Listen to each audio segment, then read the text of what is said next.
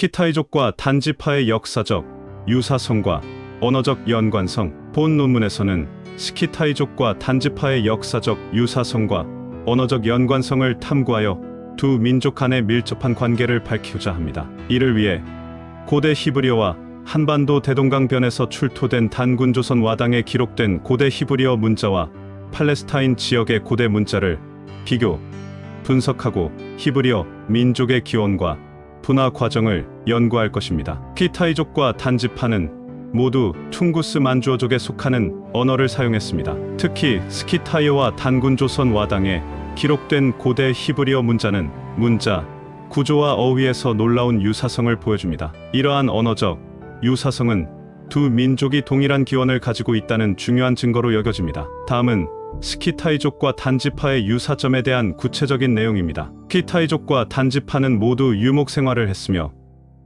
활쏘기와 같은 전투 기술이 뛰어났습니다. 또한 두 민족 모두 단군과 하늘을 숭배하는 공통된 종교를 가지고 있었습니다. 이러한 문화적 유사성은 두 민족이 서로 교류하고 영향을 주고받았음을 시사합니다. 스키타이족은 기원전 7세기경부터 기원전 3세기경까지 유라시아 대륙의 광대한 지역을 지배했던 유목민족입니다. 반면 단지파는 조선을 건국하여 한반도와 만주 지역을 중심으로 번영했던 고대 민족입니다. 이 두 민족은 서로 다른 시대와 지역에 살았지만 놀라운 역사적 유사성과 문화적 교류를 보여줍니다. 정치, 문화적, 언어적 유사성은 스키타이족과 단지파는 모두 퉁구스 만주어족에 속하는 언어를 사용했습니다. 이는 두 민족이 공통된 언어적 뿌리를 가지고 있음을 보여주는 중요한 증거입니다. 스키타이족과 단지파는 모두 유목 생활을 했으며 활쏘기와 같은 전투 기술이 뛰어났습니다. 또한 두 민족 모두 단군과 하늘을 숭배하는 공통된 종교적 신념을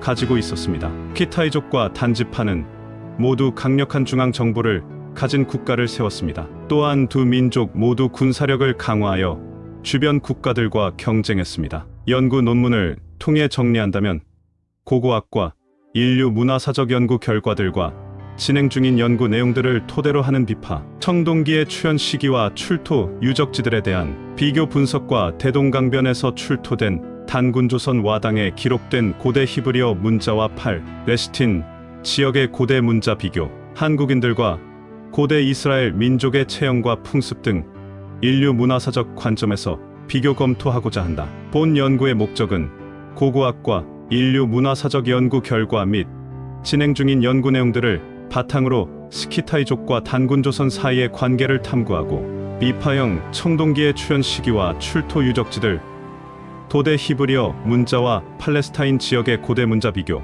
한국인들과 고대 이스라엘 민족의 체형과 풍습을 비교, 분석함으로써 두 민족이 동일한 민족에서 기원이 비롯되었음을 밝히고자 한다. 히브리어 민족이 하나의 민족에서 시작하여 두 민족으로 갈라졌다는 주장을 뒷받침할 수 있는 잠재적인 연구 방향입니다. 고고학적 연구 측면에서 보면 두 민족의 유적과 유물에 대한 비교 연구를 통해 두 민족의 문화와 역사에 대한 이해를 심화할 수 있습니다. 특히 두 민족의 유적과 유물 사이에 존재하는 유사성과 차이점을 비교, 검토함으로써 두 민족의 관계를 밝힐 수 있습니다. 두 민족의 DNA를 분석하여 유전적 유사성과 차이점을 파악합니다. 특히 Y 염색체와 미토콘드리아 DNA를 분석함으로써 두 민족의 남성 계보와 목의 계보를 추적하고 공통 조상의 존재 여부를 확인할 수 있습니다. 두 민족의 언어 사이에 존재하는 유사성과 차이점을 비교 연구를 통해서 관계를 밝힐 수 있습니다. 특히 두 민족의 언어 사이에 존재하는 유사성과 차이점을 비교,